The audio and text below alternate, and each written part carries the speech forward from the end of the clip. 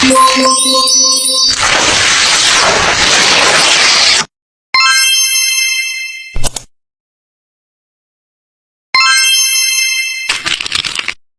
warahmatullahi wabarakatuh. Kami dari kelompok 3 Pendidikan Akuntansi Universitas Negeri Makassar Angkatan 2022 akan menyampaikan materi tentang penelitian. Baik, sebelumnya perkenalkan, nama saya Dwi Aulia. Saya akan menjelaskan sedikit mengenai penelitian.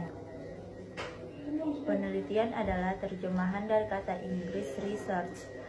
Kata research sendiri berasal dari kata re yang berarti kembali dan to search yang berarti mencari. Jadi arti sebenarnya dari research adalah mencari kembali.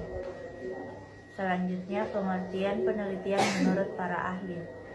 Menurut Woolby 1927, penelitian adalah merupakan suatu metode untuk menemukan kebenaran yang juga merupakan pemikiran kritis.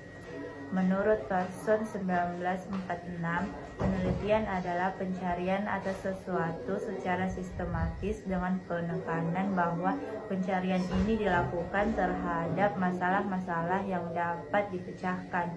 Menurut John 1949, penelitian adalah suatu pencarian fakta menurut metode objektif yang jelas untuk menemukan hubungan antara fakta dan menghasilkan dalil atau hukum.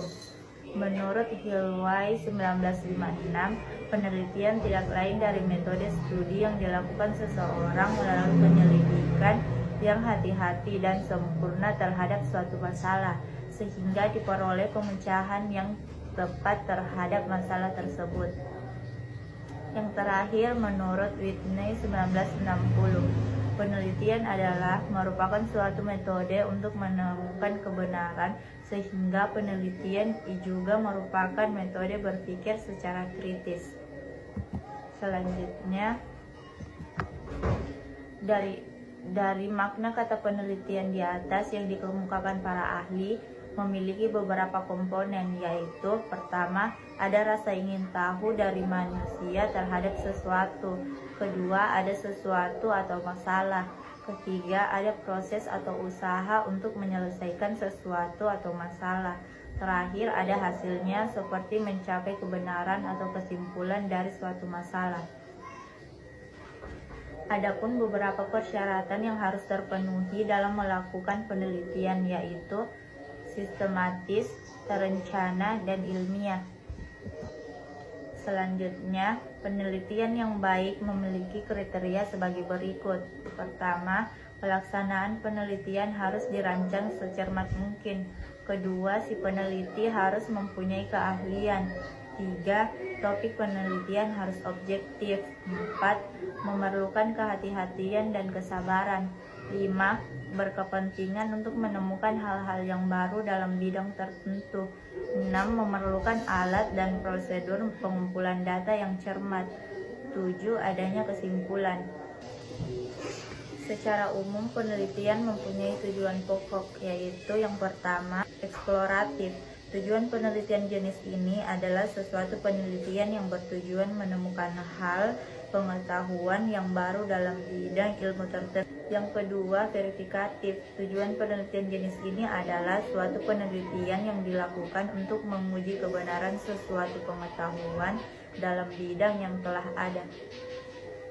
Ketiga, pengembangan.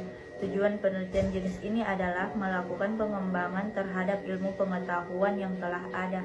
Keempat, tujuan penulis untuk karya ilmiah, skripsi, tesis, dan disertasi. Sekian dari saya, materi selanjutnya akan dijelaskan oleh teman saya. Baik, perkenalkan, nama saya Bulandari. Saya akan melanjutkan materi tentang penelitian, yaitu jenis-jenis penelitian. Jenis penelitian berdasarkan hasil yang ingin dicapai. Penelitian dasar merupakan penelitian yang mempunyai alasan intelektual dalam rangka memperluas ilmu pengetahuan manusia, tidak untuk membuat atau menciptakan sesuatu. Penelitian terapan merupakan penelitian yang mempunyai alasan praktis, keinginan untuk mengetahui bertujuan agar dapat melakukan sesuatu yang lebih baik, lebih efektif dan efisien. 2. Jenis penelitian menurut mode. Penelitian survei adalah penelitian dengan tidak melakukan perubahan terhadap variabel-variabel yang diteliti. 2. Penelitian ex post facto adalah penelitian dengan melakukan penyelidikan secara empiris yang sistematik, di mana peneliti tidak mempunyai kontrol langsung terhadap variabel-variabel bebas karena fenomena sukar dimanipulasi. 3. Penelitian percobaan adalah penelitian dengan melakukan sebuah studi yang objektif, sistematis, dan terkontrol untuk memprediksi atau mengontrol fenomena. 4. Penelitian naturalistik sering disebut dengan metode kualitatif. Metode kualitatif adalah metode penelitian yang digunakan untuk meneliti pada kondisi objek yang alami. Sebagai lawannya adalah eksperimen, di mana penelitian adalah sebagai instrumen kunci. Riset dimulai karena adanya masalah, dan masalah ini pada umumnya dimiliki oleh para administrator atau pengambil keputusan pada suatu organisasi. Selanjutnya, penelitian tindakan adalah suatu penyelidikan atau penelitian dalam konteks usaha yang berfokus pada peningkatan kualitas organisasi secara kinerjanya. Penelitian evaluasi merupakan bagian dari proses pembuatan keputusan, yaitu untuk membandingkan suatu kejadian, kegiatan, dan produk dengan standar dan program yang telah diterapkan. Penelitian sejarah adalah untuk mengkonstruksi kejadian-kejadian masa lampau secara sistematis dan objektif melalui pengumpulan, evaluasi, verifikasi, dan sintesis data diperoleh, sehingga ditetapkan fakta-fakta untuk membuat suatu kesimpulan. Selanjutnya, jenis penelitian menurut tingkat eksplanasi. Penelitian deskriptif adalah penelitian yang dilakukan untuk mengetahui nilai variabel mandiri, baik satu variabel atau lebih, tanpa membuat perbandingan atau penghubungan dengan variabel yang lain. 2. Penelitian komparatif adalah penelitian yang bersifat membandingkan variabelnya masih sama dengan penelitian variabel mandiri, tetapi untuk sampel yang lebih dari satu atau dalam waktu yang berbeda. 3. Penelitian asosiatif atau hubungan adalah penelitian yang bertujuan untuk mengetahui hubungan antara dua variabel atau lebih. Selanjutnya, jenis penelitian menurut jenis data. 1. Jenis kualitatif, data berbentuk kalimat. 2. Jenis kuantitatif, data berbentuk angka, gabungan bentuk kalimat dan angka. Itulah tadi materi yang saya sampaikan. Selanjutnya materi dijelaskan oleh teman saya. Sekian dan terima kasih. Perkenalkan, nama saya Citra Setiawati akan melanjutkan materi selanjutnya bagian C, metodologi penelitian. Metode ilmiah adalah cara-cara menerapkan prinsip-prinsip logis terhadap penemuan, pengesahan, dan penjelasan kebenaran atau cara yang ilmiah untuk mencapai ilmu guna pemecahan masalah. Terdapat 4 metode penelitian, yaitu: pertama, metode filosofi.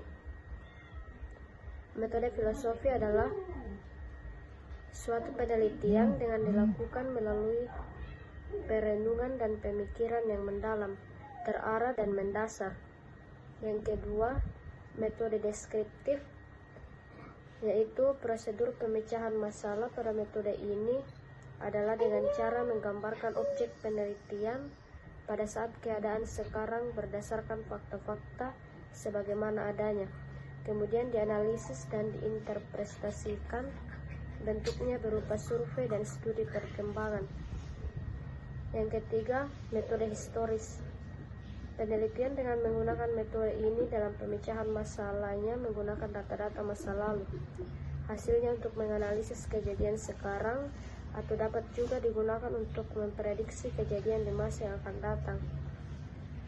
Yang keempat, metode eksperimen. Yang kedua, konstruk. Pengertian konstruk dan konsep adalah sama, yang membedakannya adalah konstruk dikhususkan pada sesuatu yang bisa diukur atau ditimbang, dihitung, dan sebagainya. Mengubah suatu konsep yang abstrak atau konkret menjadi konstruk disebut operational concept, sedangkan definisi operational concept itu sendiri adalah batasan atau pengertian suatu konsep yang mengandung kejelasan dan ketegasan mengenai deskriptor, aspek-aspek yang terkandung dan tercakup, dan indikator atau tanda-tanda keberagaman atau variabilitas. Konsep yang perlu diteliti bisa diukur dan dihitung. Yang ketiga, variabel. Pengertian variabel adalah konstruk yang sifat-sifatnya telah diberi angka atau kuantitatif, atau juga dapat diartikan variabel adalah konsep yang mempunyai bermacam-macam nilai berupa kuantitatif maupun kualitatif yang dapat berubah-ubah nilainya. Contohnya, badan konsep punya variasi, tinggi badan, bentuk, dan berat badan. Yang kedua, penduduk konsep punya variasi. Variabel dapat dibedakan menjadi beberapa jenis tergantung dari kriteria yang menyertainya, yaitu yang pertama, berdasarkan hubungan. Variabel berdasarkan hubungan terdiri dari beberapa jenis, antara lain: 1. Variabel bebas. Variabel bebas adalah variabel yang menjadi sebab atau berubah atau memengaruhi suatu variabel lain. Yang kedua, variabel terikat. Variabel terikat merupakan variabel yang mempengaruhi atau menjadi akibat karena adanya variabel lain. Yang ketiga, variabel moderating. Variabel moderating adalah variabel yang memperkuat atau memperlemah hubungan antara variabel bebas dengan variabel terikat. Yang keempat, variabel penghubung adalah variabel yang menjadi media suatu hubungan antara variabel bebas dengan variabel terikat. Yang kelima, variabel kontrol. Variabel ini ditetapkan oleh peneliti jika peneliti ingin mengontrol supaya variabel di luar yang diteliti tidak mempengaruhi hubungan antara variabel bebas dan terikat, atau ingin melakukan penelitian yang bersifat membandingkan. Yang kedua, berdasarkan sifatnya. 1. Variabel kategoris. Variabel yang membagi responden menjadi dua kategori yang bertolak belakang atau lebih, dan nilainya tidak dinyatakan dalam bentuk pecahan. Yang kedua, variabel bersambung adalah variabel yang dapat kita tentukan nilainya dalam jangkauan tertentu dengan desimal yang tidak terbatas. Yang ketiga, variabel manipulatif adalah suatu variabel yang dapat dimanipulasi atau tidak. Yang keempat, hipotesis. Hipotesis adalah pernyataan tentang suatu konsep yang perlu diuji kebenarannya. Yang kelima adalah pengukuran, suatu kegiatan yang dilakukan untuk menetapkan aturan pada objek atau peristiwa. Sekian materi yang saya bawakan. Materi selanjutnya akan dibacakan oleh teman. Wabarakatuh. Nama saya Fajar Arifianto. Saya akan melanjutkan materi yang selanjutnya, yaitu tahap-tahap penelitian. Yang pertama, memilih masalah atau topik penelitian. Ada beberapa ciri-ciri topik atau permasalahan yang baik. A. Masalah harus ada nilai penelitian. B. Masalah harus visible. Yang kedua, studi pendahuluan. Studi pendahuluan dapat dilakukan dengan 3P, yaitu paper, person, and place. Yang ketiga, cara merumuskan masalah. Umumnya rumusan masalah harus dilakukan dengan kondisi berikut. A. Masalah biasanya dirumuskan dalam bentuk kalimat pertanyaan. B. Rumusan masalah hendaklah jelas dan padat. C. Rumusan masalah harus tersedia data yang berguna untuk memecahkan masalah. D. Rumusan masalah dasar dalam membuat hipotesis. E. Masalah harus menjadi dasar bagi judul penelitian. Yang keempat, menentukan teori. Teori adalah serangkaian asumsi, konsep, konstruk, definisi, dan proposi untuk menerangkan suatu fenomena sosial secara sistematis dengan cara merumuskan hubungan antar konsep. Ciri-ciri teori sebagai berikut. Yang pertama, teori adalah serangkaian proposi antar konsep-konsep yang saling berhubungan. Yang kedua, teori menerangkan secara sistematis suatu fenomena sosial dengan cara menentukan hubungan antar konsep.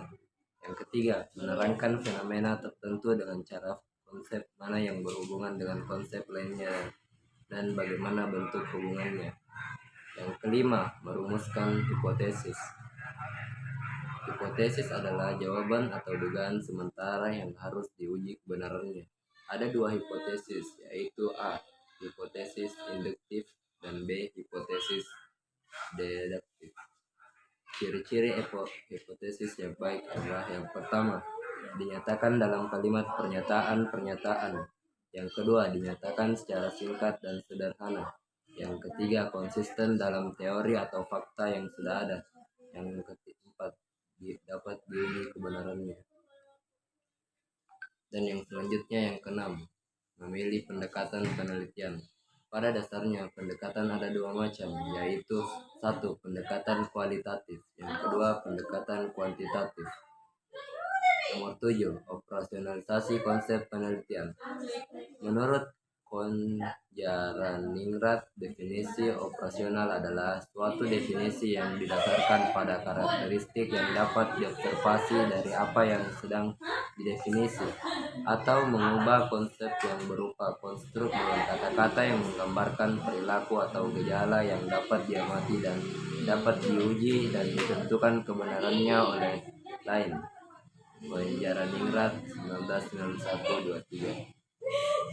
Yang kedelapan, mengumpulkan data.